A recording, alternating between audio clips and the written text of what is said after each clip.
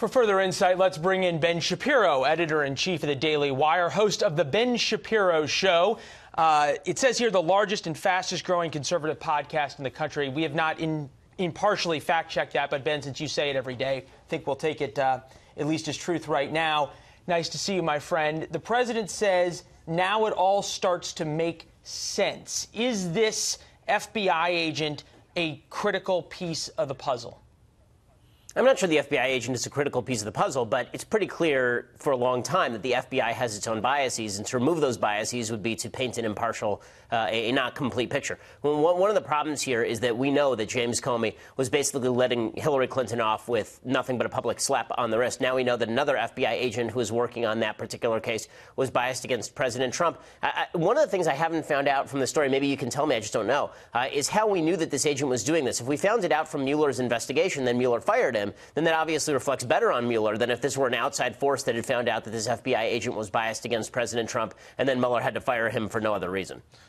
Great question. Our reporting from James Rosen and also Jake Gibson on this was that Comey fired him. I haven't heard exactly how, was that Mueller fired him, exactly how that transpired. As you point out, will be very interesting to figure out. The president saying that the FBI's reputation is in tatters. If everything is political and nothing is sacrosanct anymore, does that become a larger problem for the Republic? Well, it's certainly a problem when we have no trust in any of our institutions. I mean, the president is at war with the FBI is at war with the president, the president's at war with parts of the DOJ.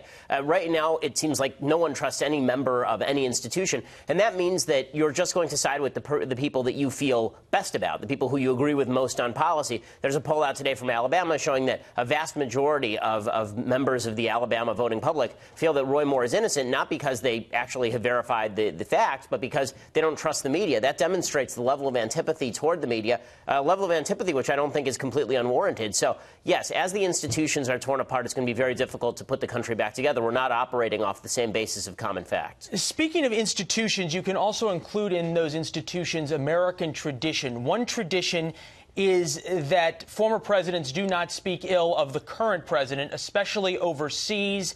Take a listen to President Obama, see if you think he violated that. Now, I grant you that at the moment we have a temporary absence of American leadership on the issue. President Obama there talking about American leadership on climate change, but still, what a break.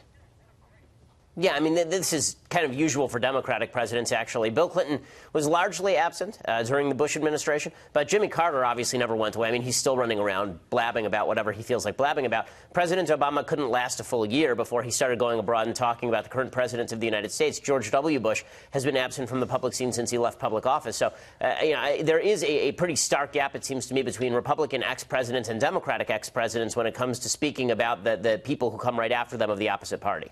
Matt Drudge tweeting out, what about a Logan Act investigation of a citizen Obama conducting American foreign policy? It's a nice quip, but it makes an important point. Yeah, I mean, I think that the fact is that, a lot of people are saying that Mike Flynn violated the Logan Act when he was talking with the Russian government about policy for the incoming administration. The Logan Act is probably unconstitutional. It's really never been enforced. I think there's been one trial on it since it was imposed in the very, very end of the 18th century. I don't see, why what Mike Flynn was supposed to be doing talking to the Russian ambassador is so bad. And the fact that Matt Drudge is pointing out that if we're going to start going Logan Act on people, that Barack Obama would be in that penalty box. He's not wrong about that. I mean, Nancy Pelosi, if you recall, during the Bush administration, was flying over to Syria and making her own foreign policy. So if we're going to start imposing the Logan Act as some sort of actual legal standard, there are going to be a lot of people who find themselves in the dock. Well, it's too bad you won't have anything to talk about tomorrow on your podcast. All right. We'll see you then. Thanks as always. Good to see you. Thanks so much. All right.